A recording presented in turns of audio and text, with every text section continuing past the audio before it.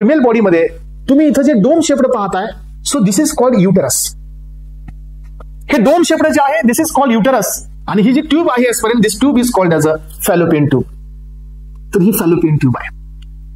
ह्या युटरस मध्ये पण तुम्हाला हा हेड पार्ट असतो. दिस इज पार्ट ऑफ द सर्व्हिक्स. आणि याच्यामध्ये 3 लेअर आपल्याला पाहायला मिळतात एस्पर्यंत. दॅट इज एंडोमेट्रियम, मायोमेट्रियम आणि पेरिमेट्रियम. आणि जे इम्प्लांटेशन होतं ते इथंच होतं. आणि हे असतं ओव्हरी. इथं जे दिसतंय तुम्हाला हे ओव्हरी आहे.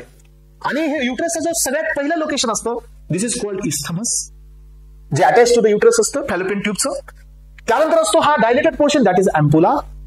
अँपुला हा एक्झाम मध्ये येतो, कारण का इथून जो सेकंडरी सेक्स सेल निघतो ना, तो अँपुला जाऊन थांबतो वेटिंग फॉर द स्पर्म. आणि अँपुला इज द रिजन जिथं स्पर्म आणि एग सेल हे झायगोट मध्ये कन्वर्ट होतात.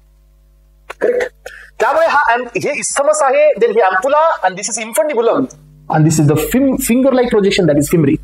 आणि हे आहे ओव्हरी. ओव्हरीमध्ये पण 2 लोकेशन असतात, कॉर्टेक्स आणि मेडुला, ते आपण पुढे पाहूया.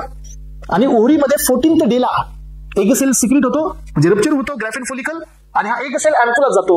आणि जर समजा एस्पर्यंट की या बॉडीमध्ये स्पर्म एंटर केले, तर स्पर्म ही वाया रिव्हर्स पेरिटल्सिस हे इथपर्यंत पोहोचतात, आणि स्पर्म सेल आणि एग सेल एकत्र येऊन 46 क्रोमोझोमचा जायगोट तयार होतो.